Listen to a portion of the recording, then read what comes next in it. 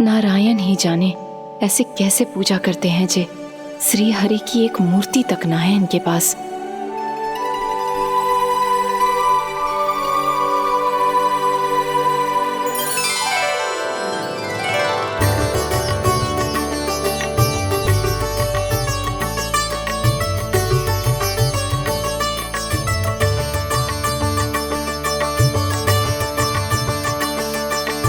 प्रभु, न तो मेरे पास मूर्ति है और ना तो इस व्रत के विधि विधान के बारे में मुझे जानकारी है और ना ही मुझे इसके महत्व के बारे में जानकारी है, पर फिर भी मैं करना चाहता हूं।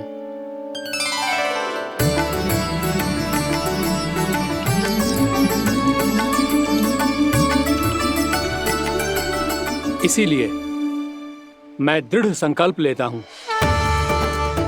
पूरी निष्ठा के साथ, श्रद्धा के साथ और पूरी आस्था के साथ मैं इस व्रत को संपन्न करूंगा।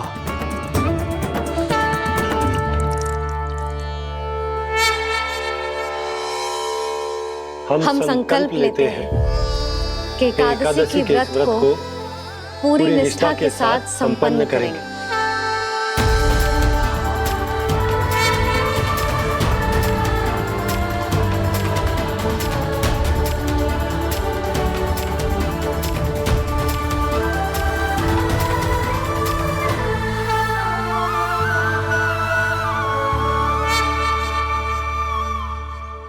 तुलसी जी के पत्ते तो हैं ही ना। श्री नारायण को तुलसी जी के पत्ते के बिना भोग ना चढ़तो है। जानकी, तुलसी के पत्ते कहाँ हैं? भाभी, मैं तो कब से यही पूछना चाह रही थी कि तुलसी के पत्ते लाऊं क्या, पर आप तो व्यस्त थी ना। तुझे कितनी बार समझाओ है ना, यदि तेरे कछु करने से किसी और की कोई हानि ना हो रही हो या किसी के अच्छे कार्य में सहायता हो रही हो तो मुझसे आज्ञा लेने की आवश्यकता ना है। समझ गई भाभी, आगे से जाना उनको। ले अभी लेकर आती हूँ।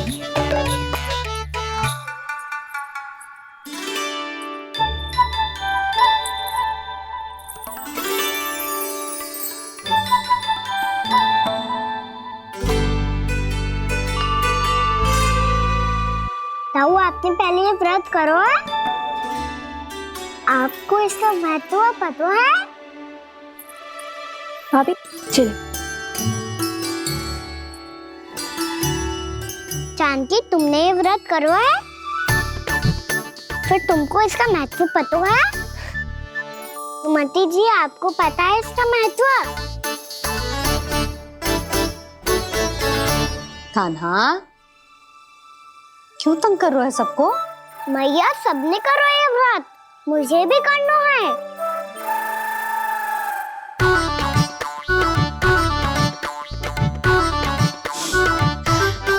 ये व्रत केवल बड़ों के लिए होती है लल्ला। जब आप ये व्रत कर सकती हो, बाबा कर सकते हैं, ये सारी गोपियां कर सकते हैं, वो भी कर सकते हैं, तो मैं क्यों ना कर सकता? क्योंकि तू कल तक भूखा ना रह पाएगा लल्ला। जब भक्त रह सकते हैं, फिर मैं क्यों नहीं रह सकता? मेरा अर्थ है कि नारायण के भक्त मैया। मैया, मान जाओ ना, मुझे करने दो ना ये व्रत। अपनी लल्ला पे आप विश्वास ना है आपको? विश्वास है। अच्छा ठीक है, तू भी कर ले।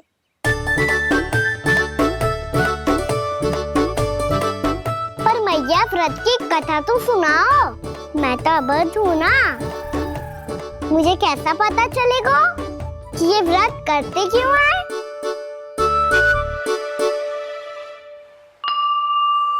प्रभु, मुझ अबोध को कैसे पता चलेगा कि इस व्रत का क्या विधि विधान होता है और क्यों रखा जाता है और इसका महत्व क्या होता है? मुझे तो आप ही बता सकते हैं प्रभु। जब व्रत कर रहे हैं तब उसका महत्व भी पता होना चाहिए ना। बताओ ना मैया, क्यों रखते एकादशी का व्रत? इसके लिए तो तुझे एकादशी की कथा सुननी होगी। सुनेगो ना?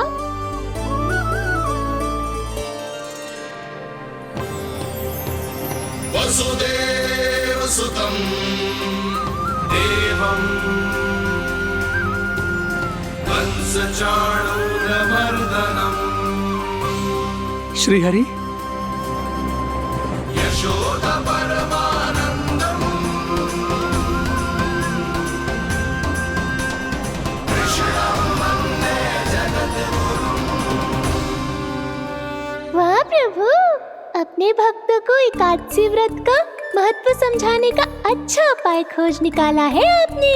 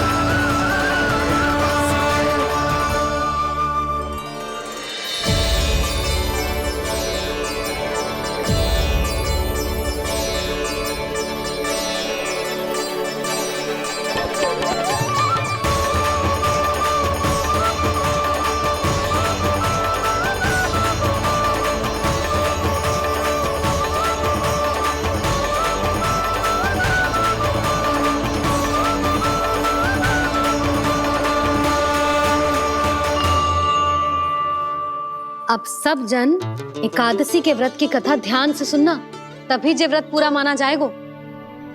समझो लल्ला?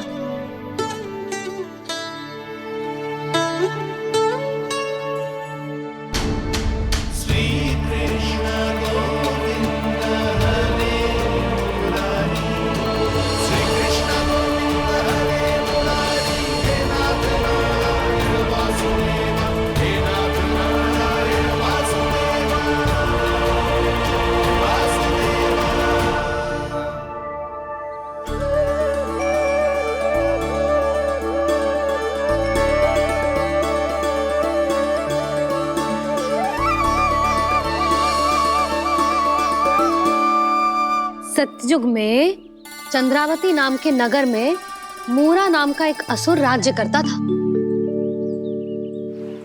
ओम ब्रह्मदेवाय नमः। ओम ब्रह्मदेवाय नमः। ओम ब्रह्मदेवाय नमः। ओम ब्रह्मदेवाय नमः।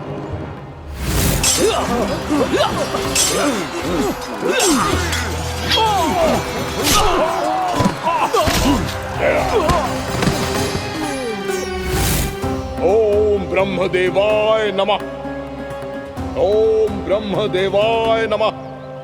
जब उसने देवताओं के हाथों असुरों की पराजय देखी, तब वो वरदान पाने के उद्देश्य से ब्रह्मा जी की तपस्या करने चला गया।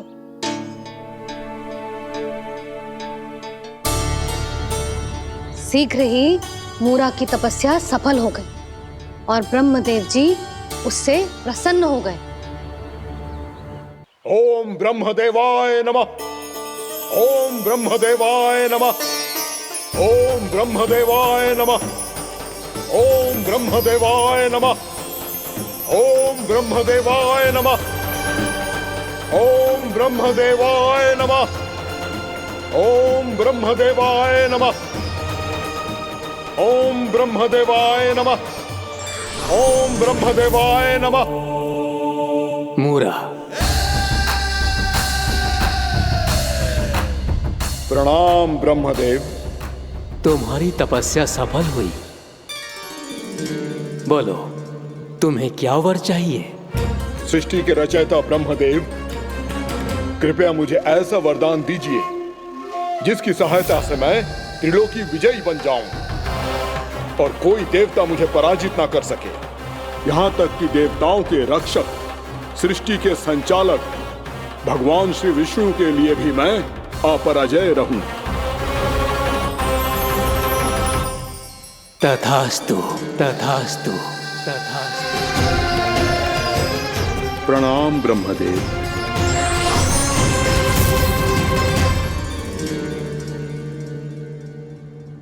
ऐसा वरदान पाकर मूरा बहुत अभिमानी होगा। यक्षों, किन्नरों, यहाँ तक कि देवताओं को भी युद्ध के लिए ललकारने लगो, पर किसी ने भी उसकी ललकार को स्वीकार ना करो, क्योंकि सभी उसकी शक्ति से बहुत भयभीत थे और उसके सामने युद्ध किए बिना ही अपनी पराजय स्वीकार करने लगे। और फिर दंभ में आके उसने स्वर्ग लोक पर भी आक्रमण कर दिया और देवराज इंद्र तक को चुनौती दे डाली।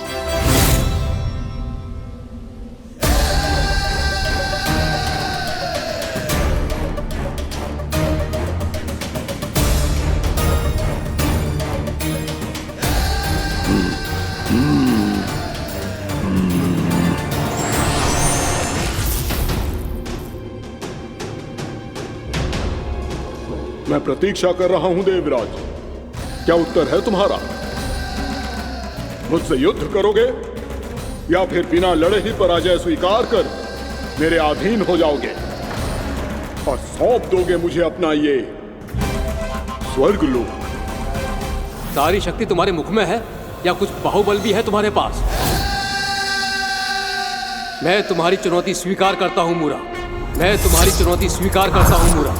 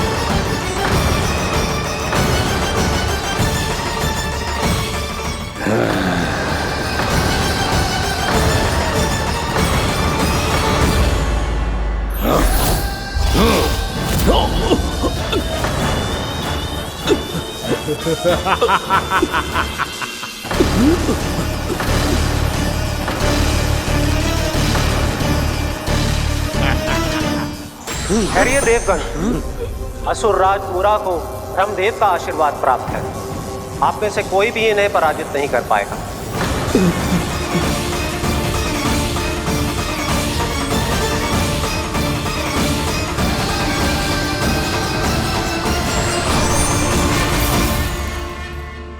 एक अवसर और देता हूं देवराज, युद्ध या अधीनता,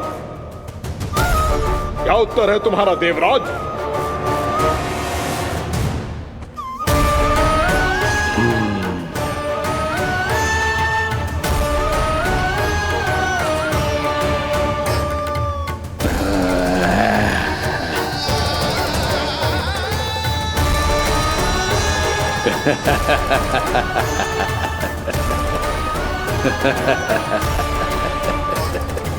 इंद्र और सभी देवताओं ने मूरा के आतंक में आके उससे भयभीत होके अपना सिंहासन छोड़ दियो। अब मूरा स्वर्ग का अधिपति बन गयो और शीघ्र ही उसने अन्य सभी असुरों को स्वर्ग में निवास करने के लिए आमंत्रित कर दिया। और इस प्रकार से वो धीरे धीरे तीनों लोकों का सम्राट बन गया। उसे किसी ने रोका नहीं मैया? ना लल्ला, इतना साहस किसी में था ही ना। और फिर ये निश्चित करने के लिए कि भविष्य में किसी और असुर की मृत्यु ना हो, वो यमराज पे भी विजय प्राप्त करने के लिए यमलोक की ओर प्रस्थान कर दियो। वो तो अपने आप को और सभी असुरों को अमर बनाना चाहता था। पर देवता और यमराज भी उसकी ये योजना समझ गए थे, इसीलिए उसके आने से पहले ही सारे देवताओं ने श्री नारायण से सहायता के लिए गुहार लगाई। अब केवल आप ही कुछ कर सकते हैं प्रभु। अभी तो मूरा केवल त्रिलोक का स्वामी है, और यदि उसने यमलोक भी जीत लिया तो वो जीवन को ही नियंत्रित नहीं करेगा प्रभु, वो मृत्यु का भी स्वामी हो जाएगा। ऐसे में पहले सृष्टि का संतुलन तो नष्ट होगा प्रभु, और फिर स्वयं सृष्टि ही नष्ट हो जाएगी। ऐसा नहीं होगा यमदेव, नियति ऐसा होने ही नहीं देगी। विधि रचेगी खेल और मैं बनूंगा माध्यम। असुर राज मुरा का सामना मैं करूंगा। बस आप मुझे चुनौती देने के लिए उसे तैयार कर लीजिए, चाहे उसके लिए आपको साम दाम दंड भेद कोई भी उपाय क्यों ना अपनाना पड़े।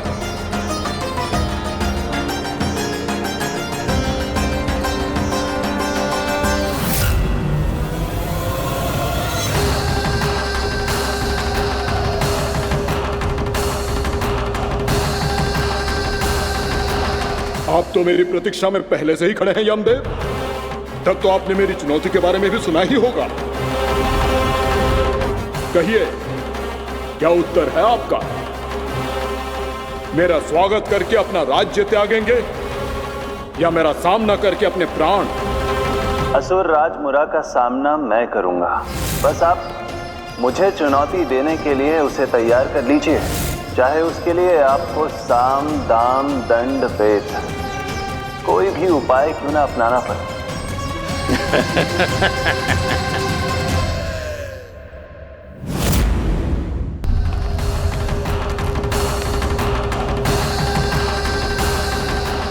आप तो मेरी प्रतीक्षा में पहले से ही खड़े हैं यमदेव।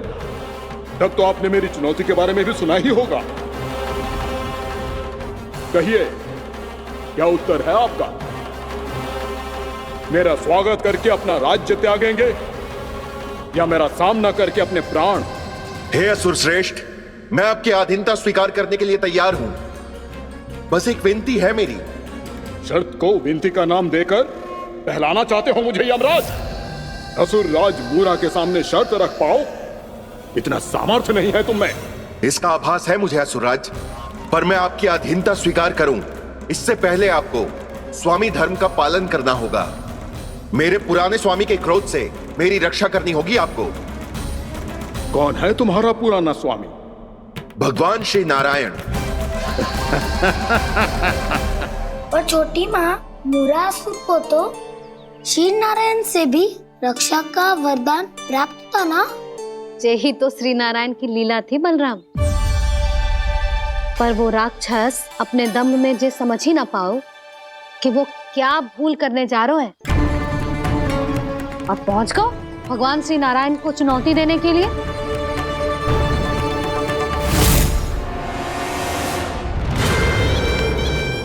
वहीं ठहर जाओ असुर राज मुरा।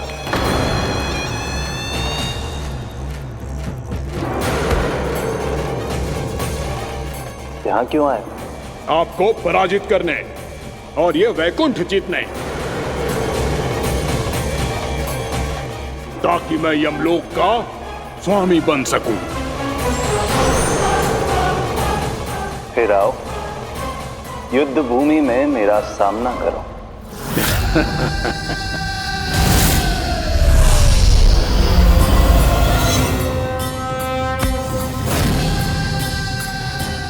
ये नहीं जानते कि इनसे ना हारने का वरदान तो मैं पहले ही प्राप्त कर चुका हूं, इसलिए युद्ध ठीक से आरंभ हो पाए उससे पहले ही इन्हें जीत लूंगा मैं।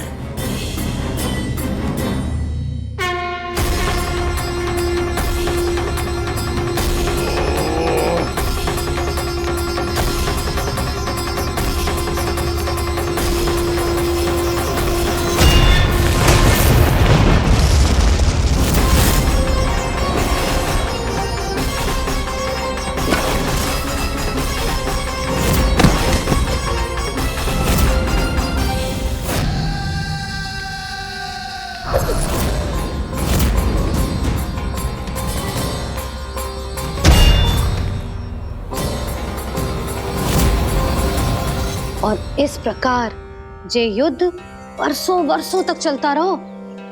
दोनों योद्धा पूरे ब्रह्मांड में अनेक अस्त्रों शस्त्रों के साथ युद्ध करते रहे।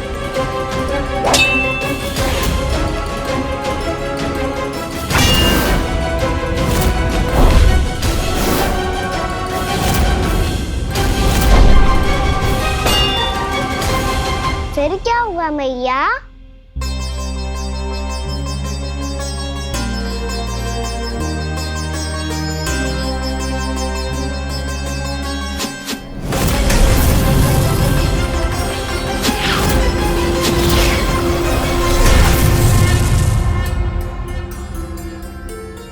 उस युद्ध को कभी समाप्त हुआ हो, पर कैसे?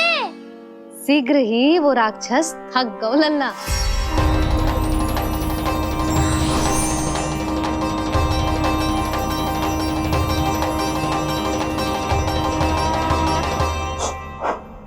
खड़े खड़े देख क्या रहे हैं नारायण?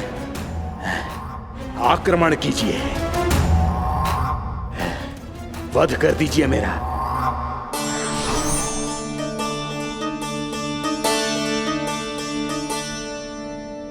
मैं तुम्हारी वीरता से प्रभावित हूं, इसीलिए इतनी थकान की स्थिति में मैं तुम जैसे वीर पर आक्रमण नहीं करूंगा। जाओ विश्राम करो। यदि फिर से युद्ध करने की इच्छा हो तो तुम्हारा स्वागत होगा।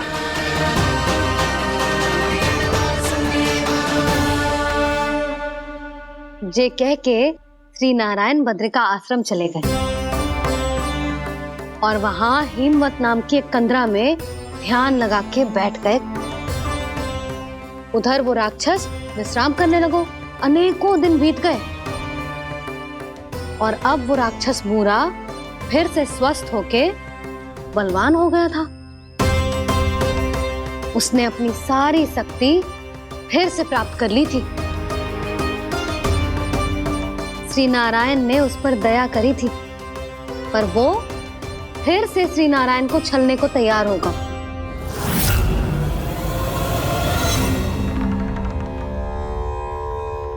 ध्यान में बैठे बैठे श्री नारायण योग निद्रा में चले गए,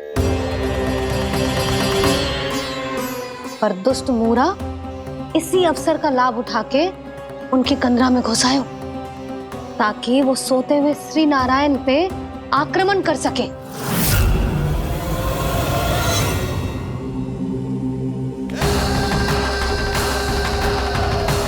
आज इस लंबे युद्ध को जीतकर अपने इस अंतिम शत्रु का भी अंत कर दूंगा मैं।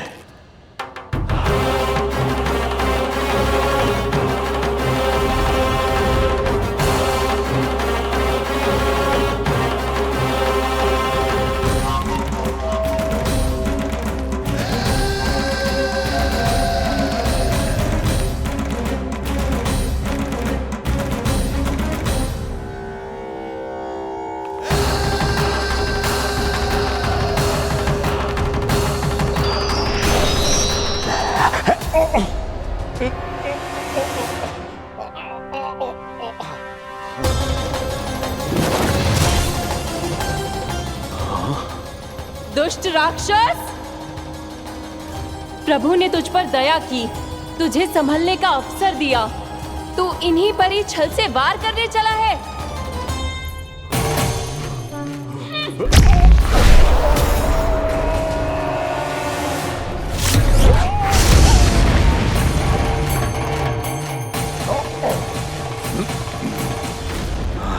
मैं अजय हूँ, मुझे कोई पराजित नहीं कर सकता। ब्रह्मा का वरदान है मुझे। तूने नारायण से अपराजय होने का वरदान मांगा था मूर्ख, उनकी शक्ति से नहीं। ध्यान से देख, मैं तेरी मृत्यु हूँ, मृत्यु।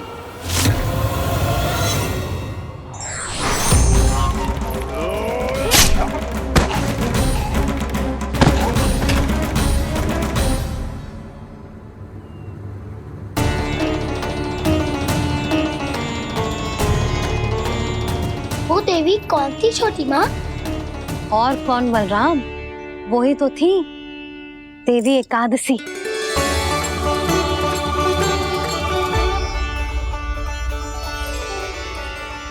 मुझे क्षमा कीजिए प्रभु, आपकी आज्ञा के बिना ही युद्ध करके आपके शत्रु को मृत्यु के घाट उतार दिया। क्षमा नहीं, आपकी तो प्रशंसा होनी चाहिए देवी। असुर राज को मारकर आपने सभी देवताओं को मुक्त करवाया है। इस पापी के अहंकार से तीनों लोकों की रक्षा की है आपने। आप एकादशी की तिथि पर मेरी एकादश इंद्रियों से उत्पन्न हुई हैं। इसीलिए मेरे सभी भक्त आपको उत्पन्न एकादशी के नाम से जानेंगे। सभी तिथियों में आपका स्थान सर्वश्रेष्ठ होगा। जिस तरह आपने राक्षस के आक्रमण से मेरी रक्षा की है, उसी प्रकार एकादशी के दिन व्रत करके जो भी भक्त आपकी कथा सुनेगा, मैं स्वयं उसकी रक्षा करूंगा। जो आपकी पूजा करेगा उसे मेरी विशेष कृपा प्राप्त होगी और उसके साथ साथ उसे मिलेगा धन, सिद्धि और मोक्ष।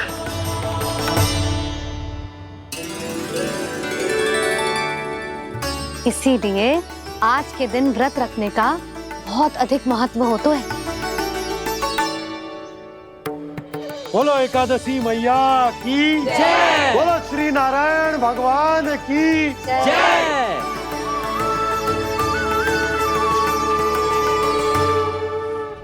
प्रभु की कृपा से एकादशी का महत्व भी पता चल गो और मेरा व्रत भी सफल होगा। अभी नहीं भूला राम, एकादशी का व्रत पूरी तरह तभी सफल होता है जब द्वादशी के दिन उसे पूरा किया जाता है।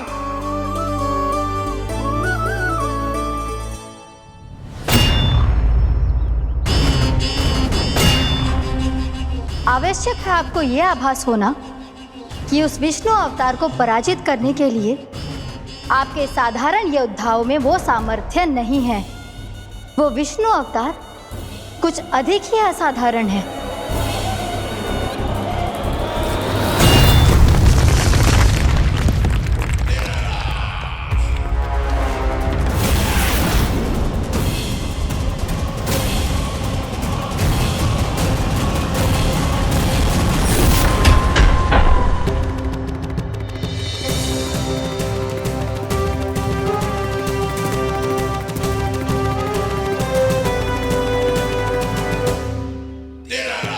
अब मैं दिखाऊंगा उस विष्णु अवतार को असाधारण शत्रु क्या होता है।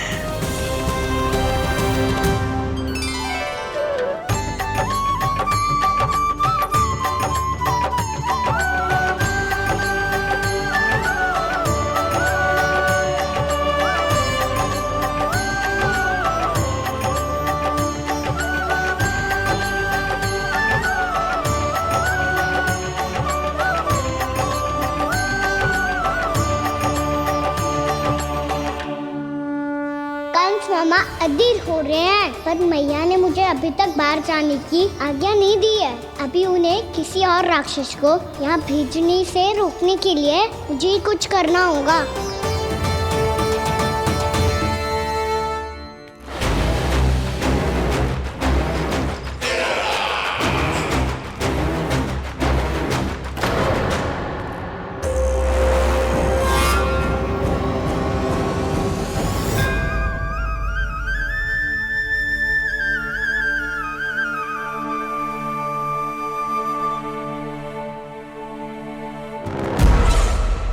कौन हो तुम?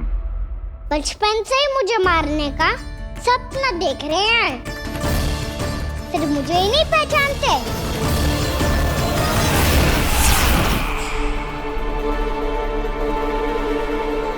बचपन से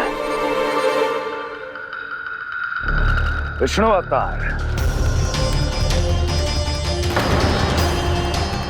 कोई कान्हा बुलाता है तो कोई मुरलीधर पुकारता है, कोई माखन चोर कहता है, कोई कहता है चिच्चोर। पर विष्णु अवतार इस नाम से तो बस आप ही मुझे बुलाते हो मामा जी। इतना साहस ये तो यहाँ आ गया है।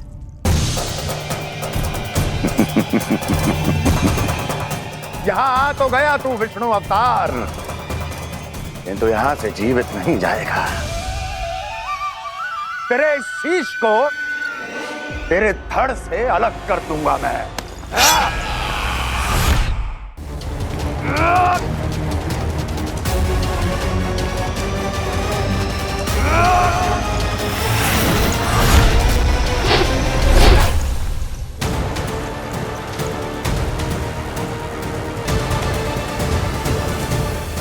कहाँ देख रहे हो मामा जी? मैं तैयार हूँ।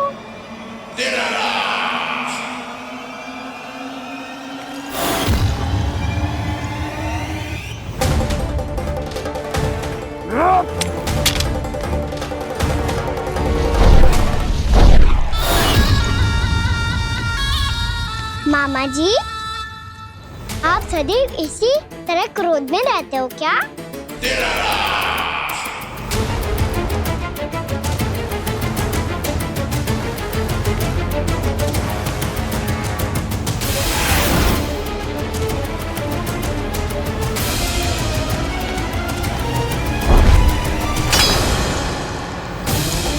छोड़ छोड़ मेरी तलवार को। छोड़ो तो तब जब पकड़ा हूँ।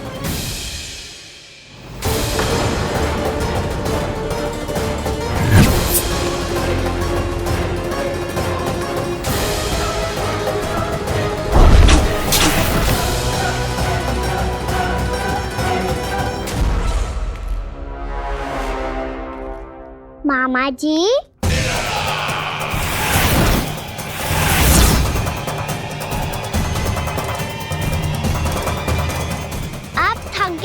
थोड़ा विश्राम कर लो। आपका तो पता नहीं, मैं अवश्य थक गया हूँ।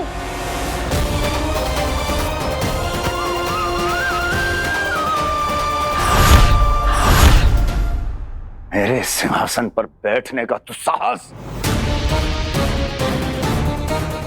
अभी तो बस अभ्यास कर रहा था मामा जी। भविष्य में मुझे तो बैठना है यहाँ। आपने बल प्रयोग करके से अपने पिताजी से छीना था। मैं आपसे छीन लूंगा। जो छल और बल से लिया जाए वो अधिक समय तक टिकता नहीं है मामा जी।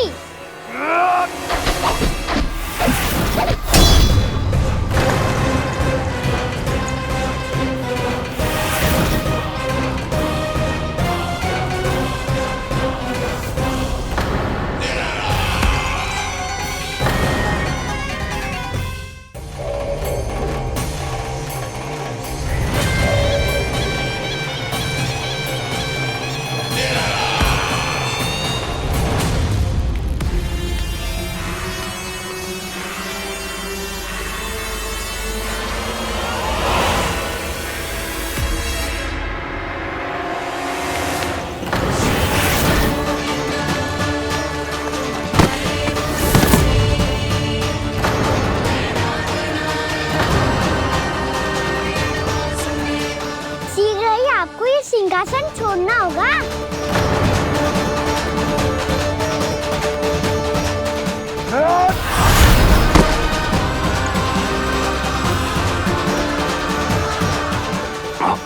वो मेरा सिंहासन छीनना चाहता है। वो आ रहा है, वो आ रहा है। सैनिकों, दुर्जन, बंद कर दो सभी द्वार और झरों के, सब के सब।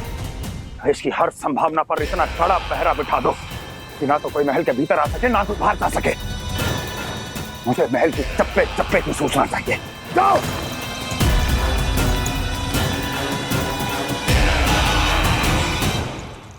सिंहासन।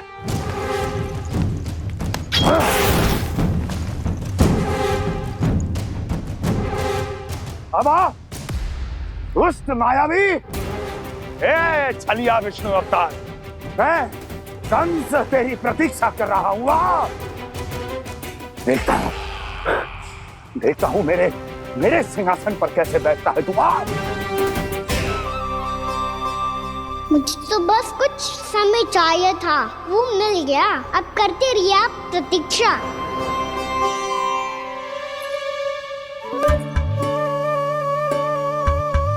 जी अपने आप से बातें क्यों कर रहे हैं जी?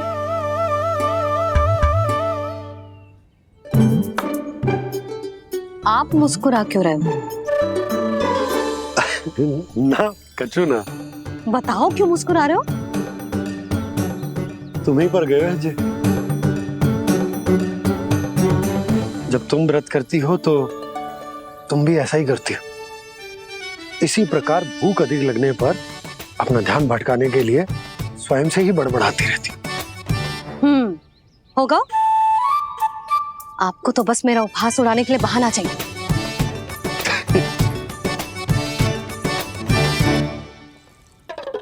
नन्ना, भूख लगी है? ना मैया, व्रत करे तो भूख कैसे लगेगी?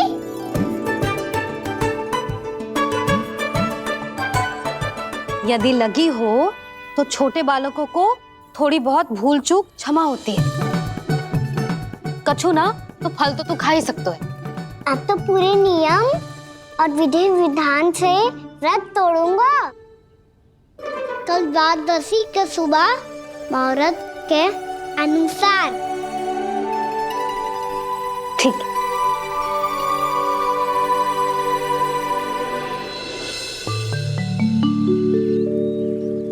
लल्ला, एकादशी समाप्त हो गई है, द्वादशी लग गई है।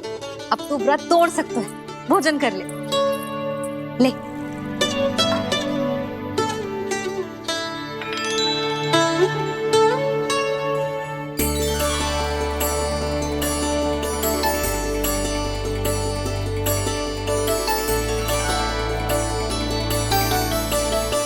आज तो कार्य कर लीजिएगा। मैं ना चाहती कि सब गांव वाले फिर से आपका उपहास उड़ाएं। अरे इसी क्षण कार्य आरंभ करना आवश्यक ना है। कुछ खा तो लो। कल भी पूरे दिन व्रत में रहे, अब तो कुछ खा लो। ना, अभी बिल्कुल भूख ना है।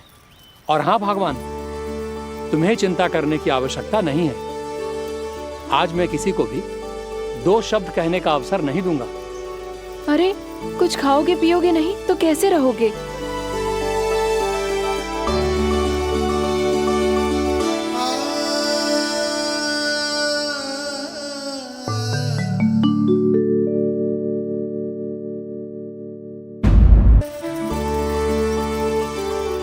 अरे इसी क्षण कार्य आरंभ करना आवश्यक ना है। कुछ खा तो लो। ना, अभी बिल्कुल भूख ना है। और हाँ भगवान, तुम्हें चिंता करने की आवश्यकता नहीं है। आज मैं किसी को भी 2 शब्द कहने का अवसर नहीं दूंगा।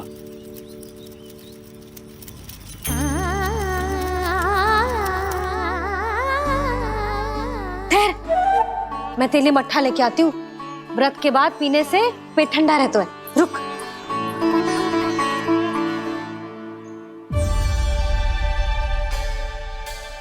भक्तों ने अभी तक व्रत नहीं तोड़ा है, मैं कैसे तोड़ लूं? भूख कहाँ से होगी? श्री हरि नाम से पेट तो भर लेते हो। श्री हरि श्री हरि श्री हरि।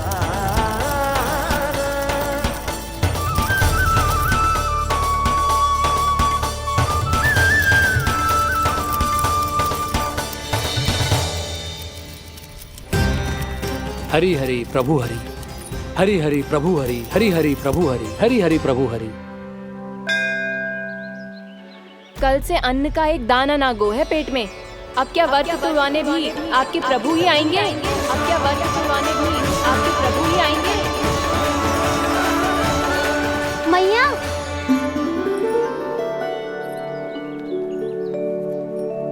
मैया पहले व्रत तोड़ के कछु खा तो लो। अभी ना, लौट के आने के बाद। हाँ,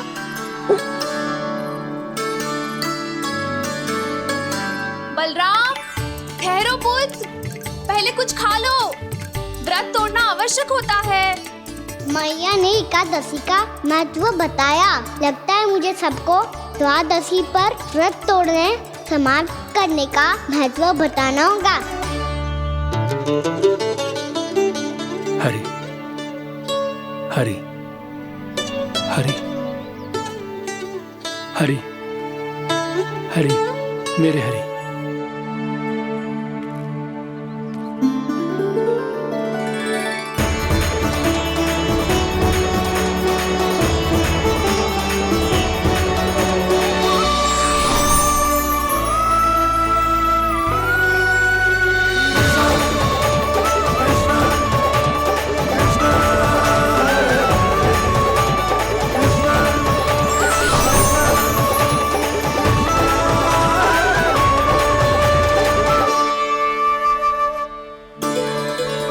अभी अभी तो मैंने बच्चों की माँ को वचन दिया था कि आज किसी को शिकायत करने का अवसर ना दूंगा, और अब मैं प्रभु श्री हरि की कल्पना जसोमती रानी के लल्ला में ही करने लगा।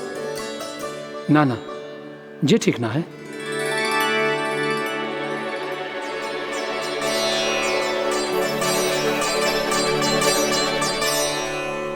ठीक है तो है, बिल्कुल सही पहचाना है आपने।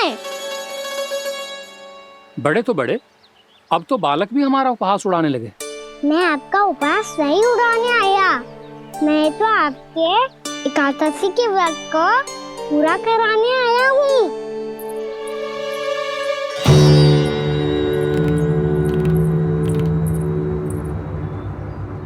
कान्हा,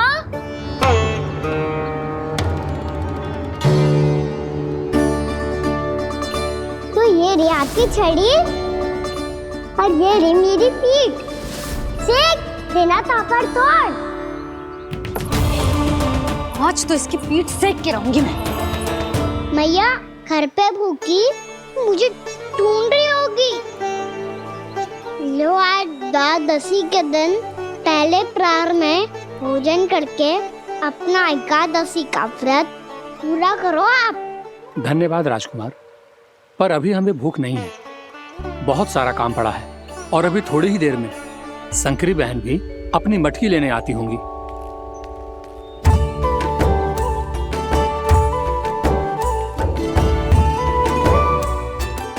पर मैं आपका व्रत पूरा कराए बिना नहीं जा सकता। भला क्यों? भक्त भूखा रहे और भगवान खा ले, ऐसा हो सकता है भला?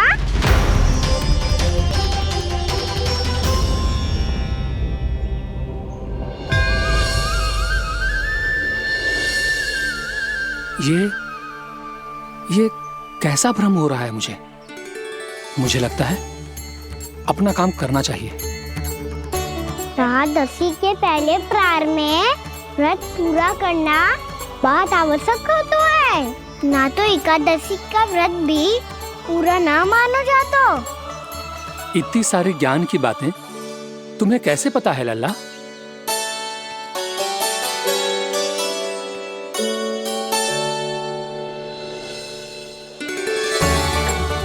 जैसे एकादशी की कथा होती है, वैसे द्वादशी की महिमा भी एक बहुत महत्वपूर्ण कथा है।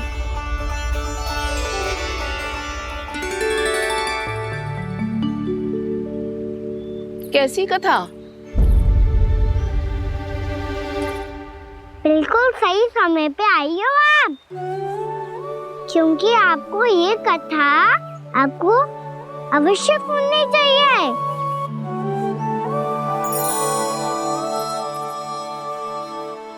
मुझे क्यों? पहले सुन तो लिया, फिर स्वयं ही पता चल जाएगा। बहुत समय पहले एक राजा हुआ करते थे, राजा अम्बरीश। भगवान श्री हरि के बहुत बड़े भक्त थे। ओम नमो नारायणाय।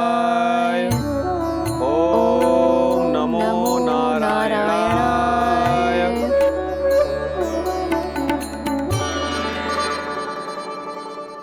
नेक पुण्य के काम करते थे वो। अपनी पत्नी के साथ हरि का नाम जपते रहते थे। उन्होंने 12 माह एकादशी का व्रत करो निर्जल पास किया, और जब उनकी 12वीं एकादशी का व्रत द्वादशी के दिन तोड़ने का समय हुआ, तभी महर्षि दुर्वासा अपनी 100 शिष्यों के साथ उनके महल में पधारे।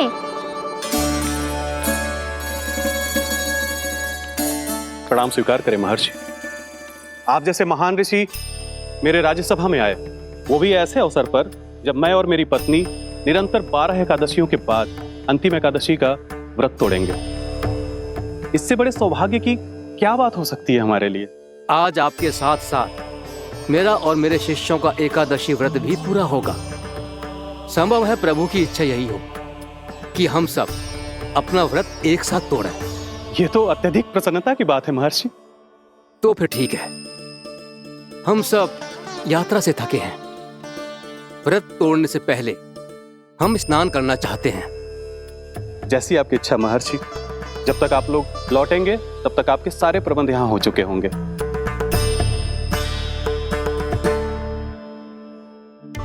महर्षि दुर्वासा स्नान करने गए थे, पर उन्हें लौटने में विलंब हो रहा था, और इधर द्वादशी पर व्रत पूरा करने का मुहूर्त बीता जा रहा था। महाराज अमरीश बड़ी विरगता के साथ महर्षि दुर्वासा के लौटने की प्रतीक्षा कर रहे थे। महाराज, व्रत तोड़ने का मुहूर्त बीता जा रहा है, बस कुछ ही समय बचा है। महर्षि और उनके शिष्यों को लौटने में न जाने कितना समय लग जाएगा। मेरा सुझाव है कि आप मुहूर्त समाप्त होने से पहले व्रत अवश्य तोड़ लें। गुरुदेव, हमने महर्षि दुर्वासा को वचन दिया है कि जब तक वो लौटेंगे नहीं तब तक हम व्रत नहीं तोड़ेंगे। इसीलिए मैं उनके लौटने के बाद ही भोजन ग्रहण करूंगा। पर महाराज, मुहूर्त यदि बीत गया और समय रहते हुए नहीं आए तो महाराज आपका व्रत पूरा नहीं होगा। महाराज, आपको उसका फल नहीं मिलेगा।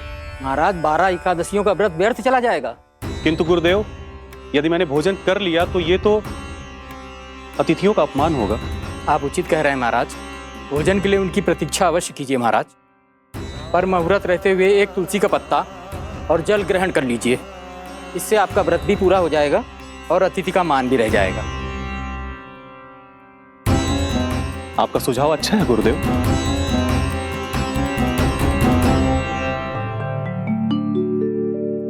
जैसे ही महाराज ने तुलसी का पत्ता खाया, वैसे ही महर्षि दुर्वासा लौट आए। महाराज,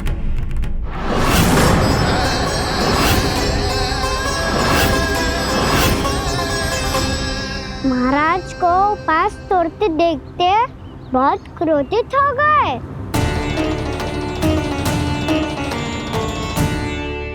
बहुत बड़े भक्त हैं आप, परंतु आप ये नहीं जानते अपने अतिथियों के साथ कैसा व्यवहार करना चाहिए। आपने हमें साथ भोजन करने का वचन दिया था, पर अपना व्रत क्यों तोड़ा आपने? महर्षि, मैंने भोजन नहीं ग्रहण किया। कहीं मुहूर्त न निकल जाए इस कारण मैंने एक तुलसी का पत्ता ग्रहण कर लिया। 56 भोग खाया हो या एक पत्ता, अपना व्रत तोड़कर अतिथियों का अपमान किया है, मेरा अपमान किया है। अब आपको दंड भोगना होगा ताकि आप सीख पाएं कि अतिथियों के साथ कैसा व्यवहार होना चाहिए। महर्षि, आप जो भी दंड मुझे देंगे मुझे स्वीकार है, किंतु आप क्रोधित मत होइए। क्रोध का कारण आपने दिया है महाराज। एक महर्षि का अपमान करके राक्षसी प्रवृत्ति का परिचय दिया है आपने। इसीलिए अब एक राक्षसी आपको दंड देगी।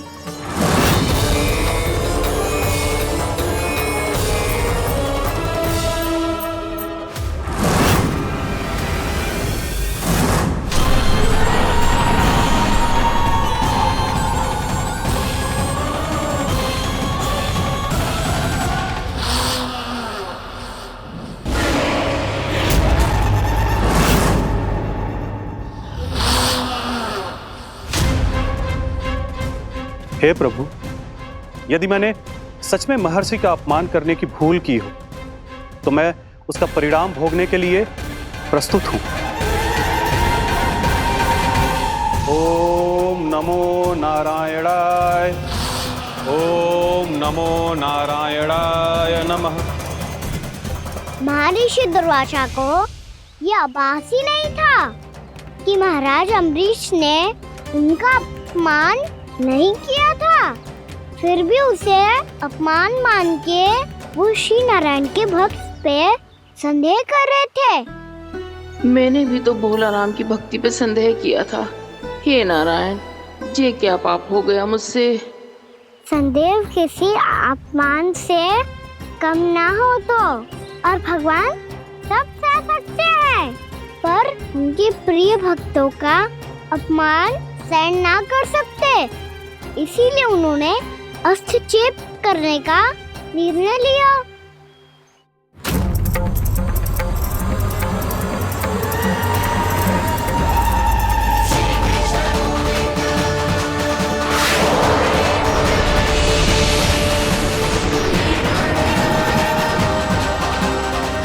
ओम नमो नारायणाय।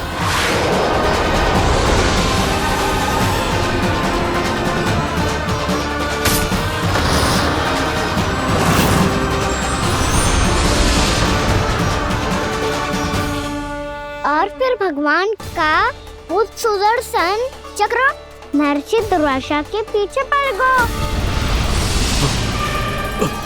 ये चक्र तो मेरी ओर बढ़ रहा है। ओम नमो नारायणाय। ये कैसे संभव हो सकता है?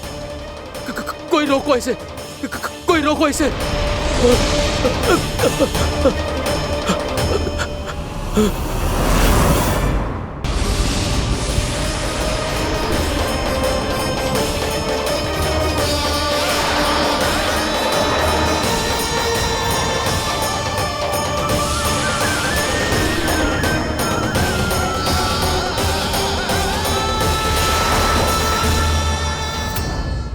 चक्र से अपने प्राण कैसे तैसे बचाते बचाते महर्षि दुर्वासा ब्रह्मलोक जा पहुँचे।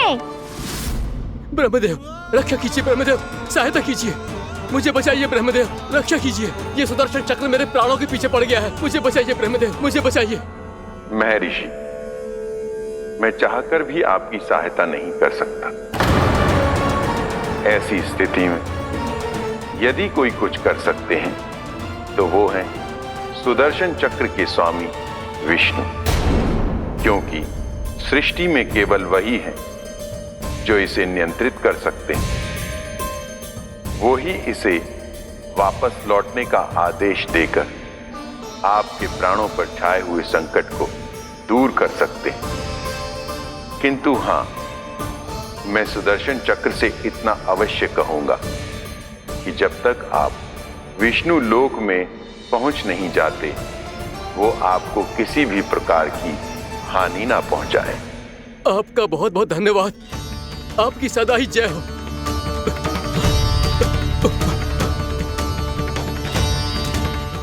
फिर क्या था? भागते भागते महर्षि दुर्वासा सीधे भगवान श्री हरि के शरण में बैकुंठ पहुंच गए।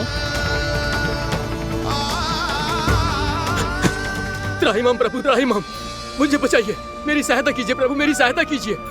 मैं आपके इस चक्र और ऊर्जा से नहीं भाग सकता प्रभु, कृपया करके अपने सुदर्शन को रोकिए, इसे वापस लीजिए प्रभु। यह असंभव है महर्षि। एक बार सुदर्शन चक्र मेरे हाथों से छूट जाए तो अपना उद्देश्य पूरा किए बिना, मेरे भक्तों की रक्षा किए बिना वापस नहीं लौटता।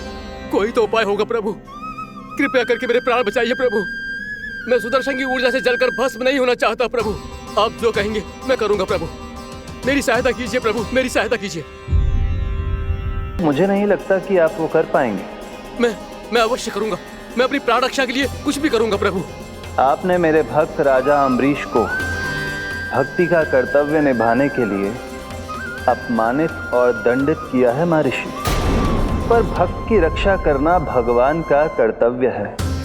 इसलिए यदि आप भक्त राजा अम्बरीश के पास जाकर क्षमा याचना करें और यदि वो आपको क्षमा कर दे तो ही ये चक्र आपके प्राण लिए बिना लौट सकता है।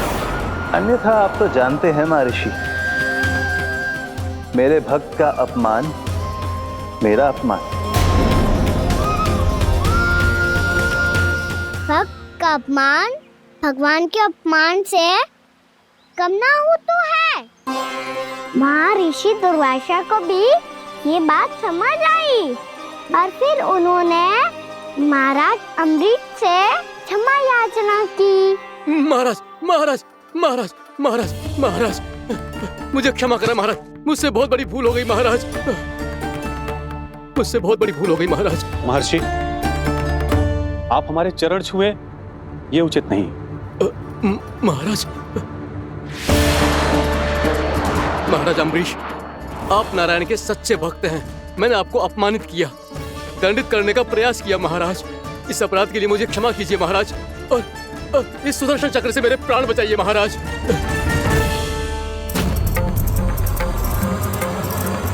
हे महान सुदर्शन, यदि महर्षि के लिए मेरे हृदय में अभी भी वही सम्मान और प्रेम हो जो इनके प्रथम आगमन पे था, तो कृपया आप अपने धाम वापस लौट जाइए।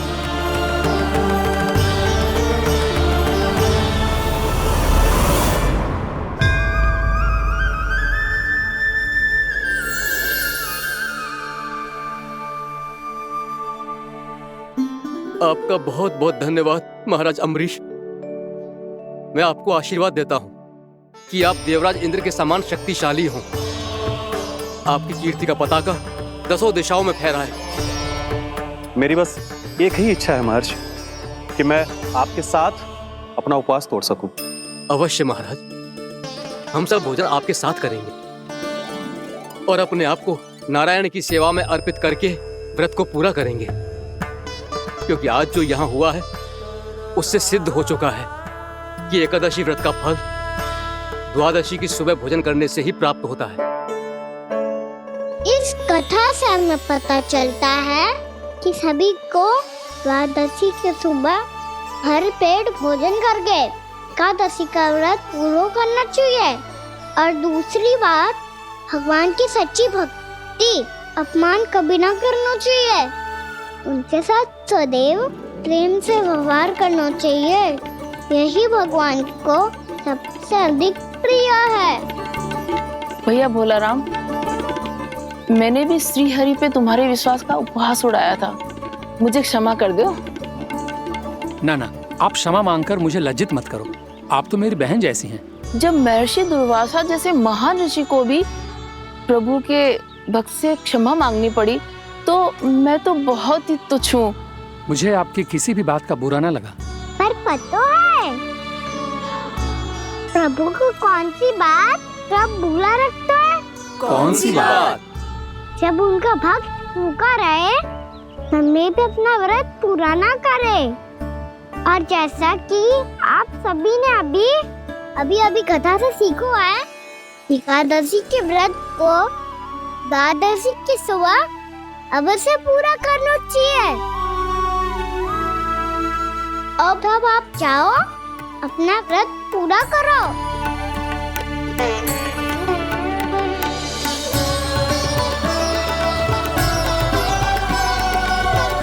मैं आपके लिए जल लेके आती हूँ।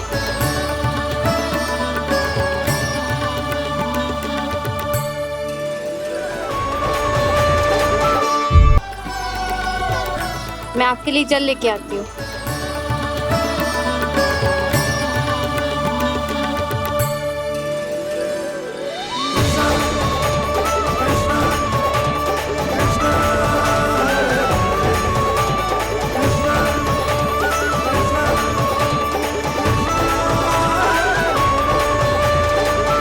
लो खाओ।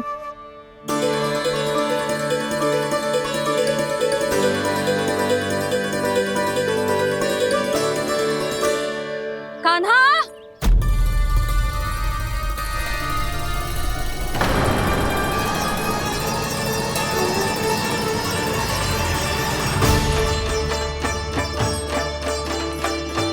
बोलो काका, सिगरेट छुपा लो मुझे, मैया आ रही है, बहुत क्रोध में लगती है।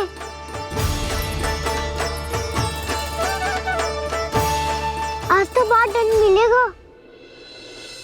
अभी क्षण भर पहले तो ये साक्षात भगवान के रूप में बात कर रहे थे, और अब अचानक ही ऐसे बालक बन गए जो मैया से दंड मिलने के भय से व्याकुल हैं। बोला काका, किस सोच में पड़ गए? सिगरेट छुपा लो मुझे।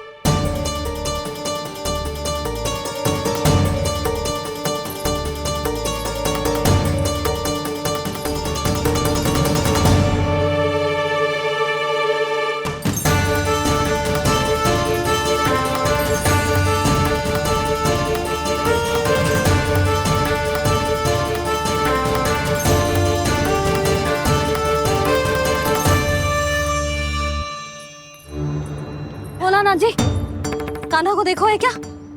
मैंने तो अपने प्रभु को देखा है। मैं अपने लल्ला को ढूंढ रही हूँ, उसे देखो है आपने? वही तो मैं भी कह रहा हूँ जसोदा रानी, मैंने सिर्फ और सिर्फ अपने प्रभु को देखा है। ये तो अब भी अपनी भक्ति में ही खोया हुआ है, इससे पूछ के कछु लाभ ना है, मुझे ही ढूंढना पड़ेगा।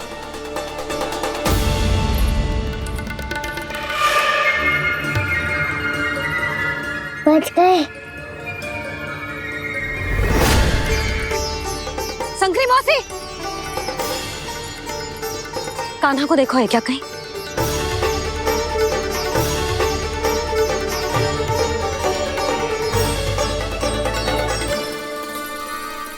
भोला काका मुझे शीघ्र निकालो ना यहाँ से। मैया फिर से इधर ही आ रही है। सब कहते थे श्री हरि मेरे घर ना आ सकते। देखो आज प्रभु आ गए। उन्होंने अपने हाथ से मेरा व्रत पूरा कराया। हाँ आते हैं और आगे भी आएंगे हमारे श्री हरि हमसे मिलने और आके मोक्ष देंगे, है ना?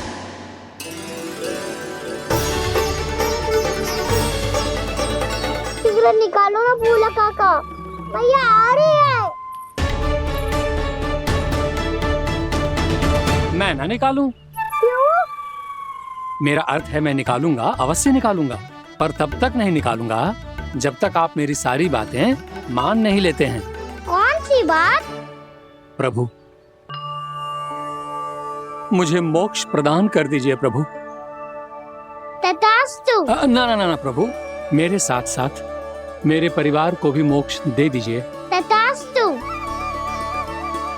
अब तो निकाल दो, मैया देख लेंगी। ना प्रभु, मेरे परिवार के साथ मुझसे जुड़ी हुई हर वस्तु, जीव जंतु, प्राणी, गाय बैल भैंस, सभी को मोक्ष प्रदान कर दीजिए प्रभु। तथास्तु।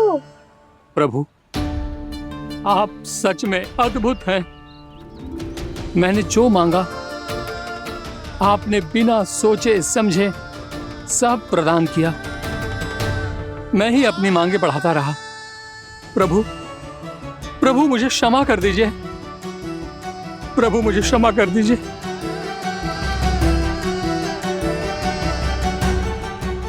आइए प्रभु।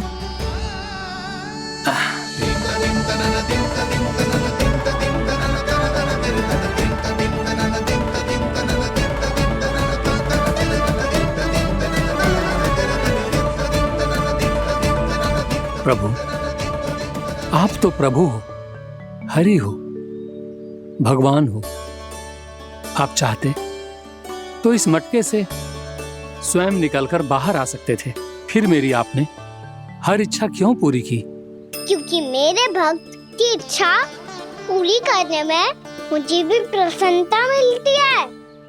ना तो मैं अपने भक्तों का अपमान सह सकता हूँ और ना ही उनकी इच्छा अधूरी रहने दे सकता हूँ।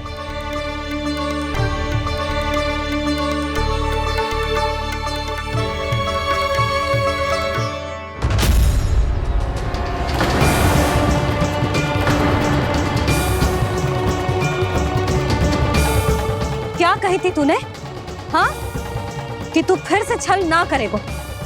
फिर मुझे बिना बताए घर से बाहर कैसे निकलो? क्षमा करना मैया, पर जो आपने सिखाया था मैंने तो उसी का ही पालन करो है। फिर से चतुराई कर रहे हो है ना? हाँ? आप ही ने तो कही थी ना, यदि कछु करने से किसी को हानि ना पहुंचती हो या फिर किसी अच्छे कार्य में सहायता मिली हो तो आज्ञा लेने की आवश्यकता ना होती। यदि तेरे कछु करने से किसी और की कोई हानि ना हो रही हो या किसी के अच्छे कार्य में सहायता हो रही हो तो मुझसे आज्ञा लेने की आवश्यकता ना है। तो किस अच्छे कार्य के लिए आया है यहाँ? एकादशी के सुबह एकादशी का व्रत खोल के भोजन करा जाता है। ये बात ना तो भोला काका को पता थी, ना शंकरी मासी को और ना ही किसी और को। और तुझे पता थी? हाँ, मेरी मैया ने बहुत अच्छे से सिखाया है मुझे। जैसे कल तूने एकादशी कथा सुनाई थी ना, आज वैसे ही तेरे लल्ला ने सबको द्वादशी कथा सुनाई है। सच्ची यशोदा रानी जी, इसने तो हमारी आंखें ही खोल दी। और भाभी सच तो ये है कि मुझे भी ना पता था कि ये इतना बड़ा ज्ञानी है और इतना अधिक समझदार।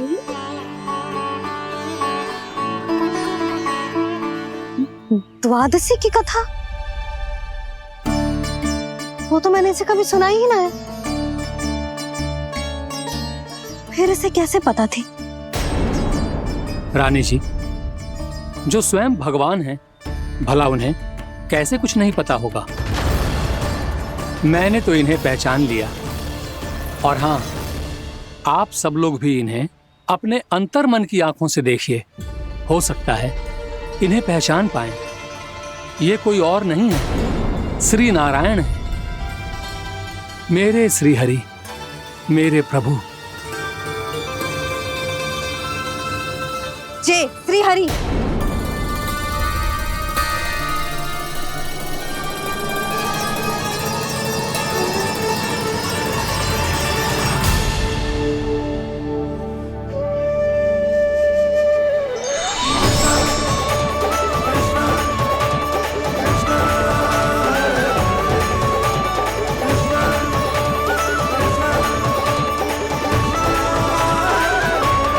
ये क्या कर दिया भोला?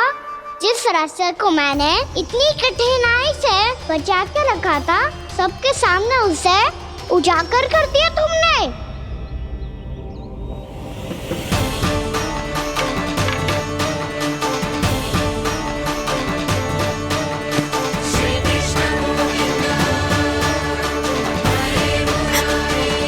नारायण,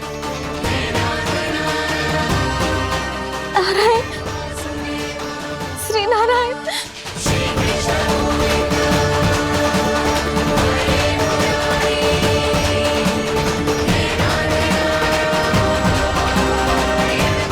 श्री नारायण।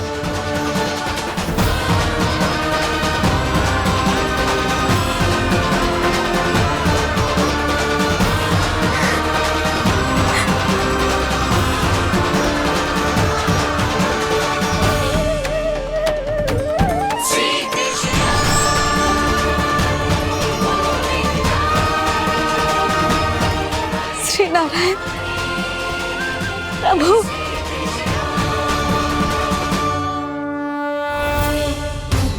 जिस रास्ते को इतने जत्न से संभाल के रखा था, आज वो सबके सामने खुल गया। और तो और मेरा भेद मैया को भी पता चल गया बाबा। सब कहते रहे पर मैंने एक न मानी। सबने कही थी कि आप भगवान हैं, पर मैं मूर्ख आपको पहचान ही ना पाई। कितनी अभागी हूं मैं।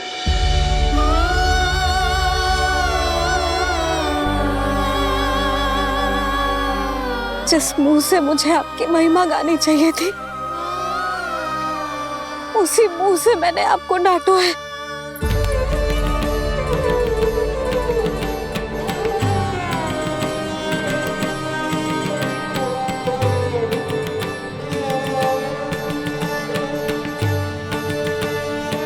जिन हाथों से मुझे आपके चरण छूने चाहिए थे, उन हाथों से मैंने आपके कान पकड़े।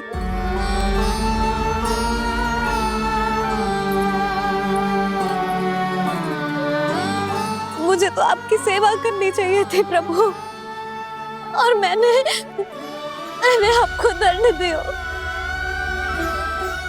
आपको घर से बांध दियो।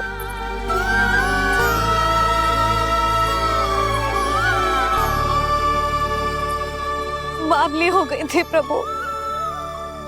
अपने श्री नारायण को, अपने प्रभु को एक साधारण सा बालक समझ लियो मैंने। मैं आपके लिए भगवान नहीं हूँ मैया, साधारण बालक ही हूँ, बस आपका लल्ला। बुद्धि भ्रष्ट हो गई थी, भूल पर भूल करती चली गई। आज भी आपके पीछे पीछे छड़ी लेकर दौड़े चले आए।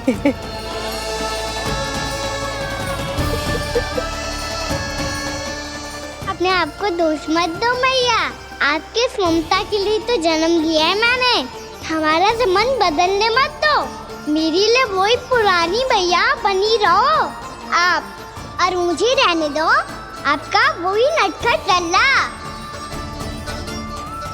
मुझे क्षमा कर दो प्रभु, मुझे क्षमा कर दो। बाबा ये कैसा अंत हो गया आज? मैया तो मुझे भगवान मानने लगी, पर मैं इसे स्वीकार नहीं कर सकता।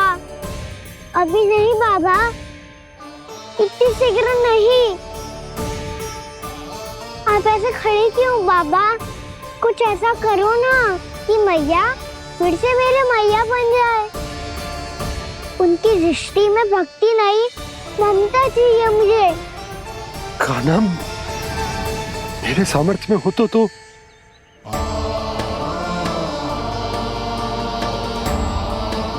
दाऊ, आप तो बड़े भाई हो, अपने छोटे भाई की सहायता करो ना, जिससे मैया सब कुछ भूल जाए। मैं क्या कर सकता हूँ कान्हा? कोई तो सहायता करो मेरी।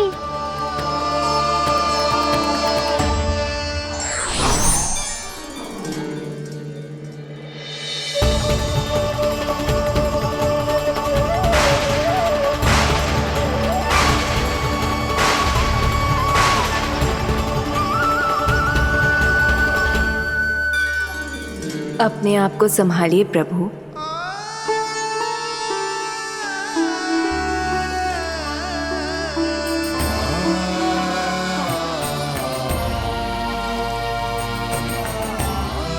देखो ये क्या हो गया, भैया को सब पता चल गया। अभी तो मुझे मैया की ममता का शौक पूरी तरह मिला ही नहीं था। योग माया,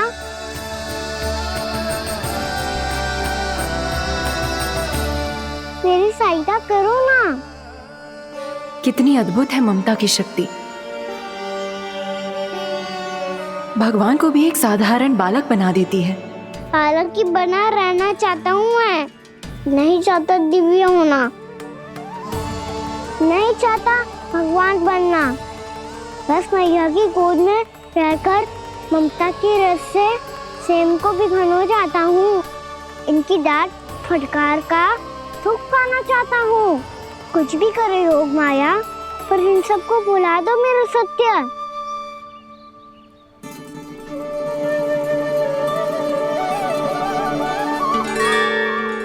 पर इन्हें तो मोक्ष का वरदान मिल गया है प्रभु, इसलिए इनके लिए समय की गति को लौटा पाना संभव नहीं होगा। प्रभु, अब मुझे ये सब भूलने की कोई आवश्यकता नहीं है। मुझसे जो त्रुटि हुई है अब वो दोबारा कभी नहीं होगी, और आज के बाद आपका ये सत्य मैं किसी को नहीं बताऊंगा प्रभु, क्योंकि मुझे पता चल गया है कि आपका यशोमती मैया के लल्ला बने रहना कितना आवश्यक है।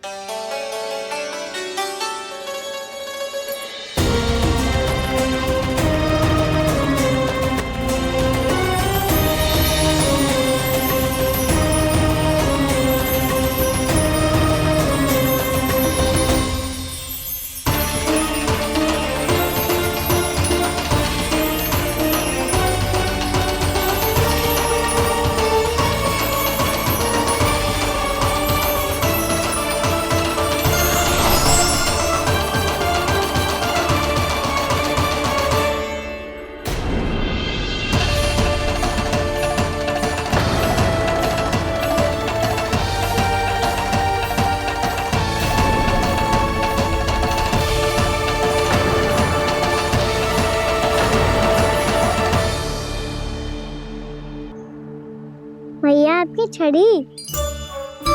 पहले चुपके से भाग जा तो है, फिर स्वयं ही छड़ी भी पकड़ा रहे हैं? नटखट कहीं का। हंसी आ रही है? अरे किस बात पे इतनी हंसी आ रही है रे? हाँ?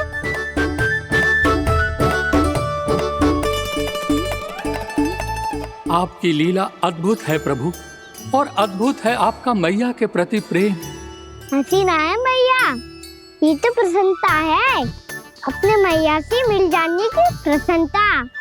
अच्छा, ढूंढ मैं तुझे रही हूँ और तू कह रहे हो कि मैं मिल गई तुझे? तू घर चल लल्ला, अच्छे से पिटाई करूंगी तेरी।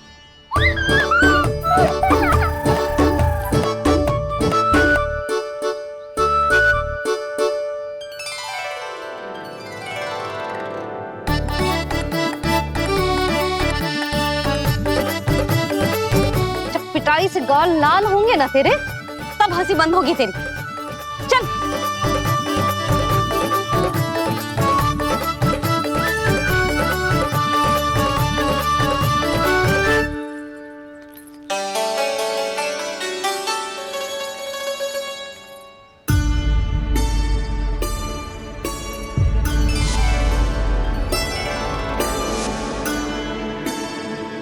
लगता है भैया की और चतन स्मृति वापस आ रही है।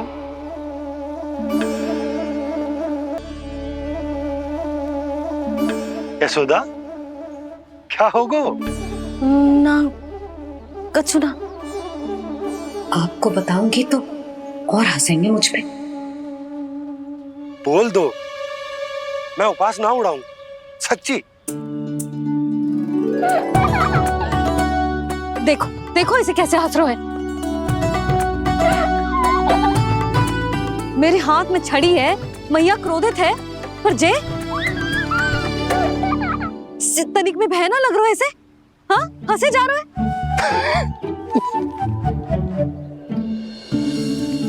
दोनों बाबा लल्ला एक जैसे हो। चल तू, चल चल।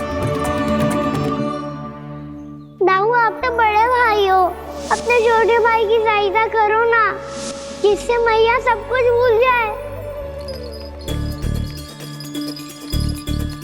सुबल, तू कच्चू खा क्यों ना रहो है? व्रत ही करना था तो बलराम के जैसे कल कर ले। तो कल तो एकादशी भी थी।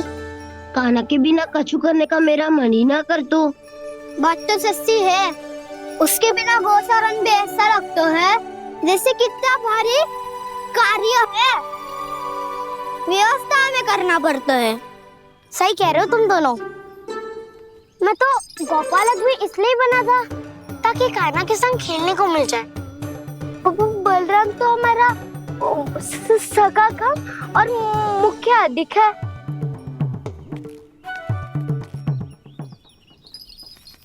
रुक जाओ, तुम सब कुछ देर विश्राम कर सकते हो।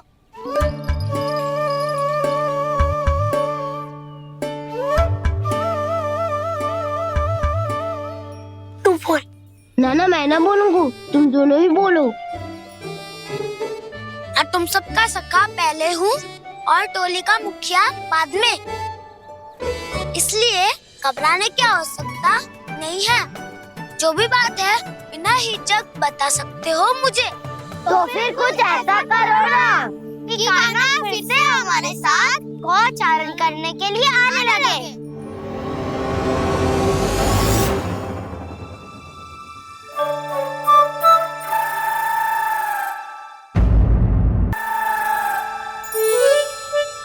बिना कछु बताए भाग गओ।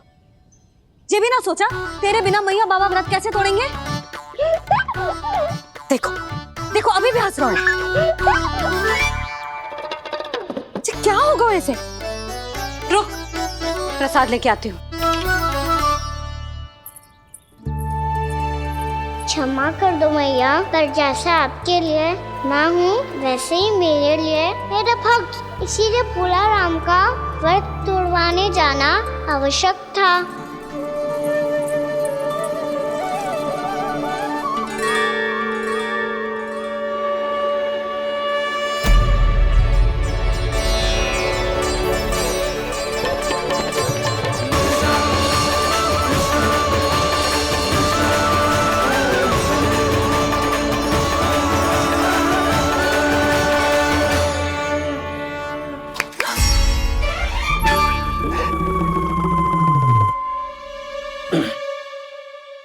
सुधा, फिर से खो गई तुम।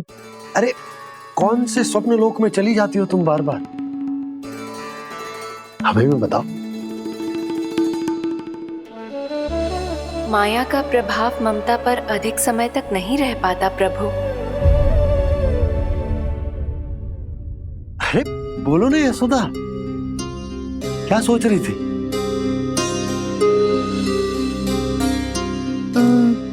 मैंने ना श्री नारायण को देखो है। हाँ वो तो मैं भी देख रहा हूँ, यही तो है हमारे सामने। ये वाले ना तो मैंने साक्षात श्री नारायण को देखो है, वो भी अपने कान्हा के भीतर देखो। कान्हा के भीतर?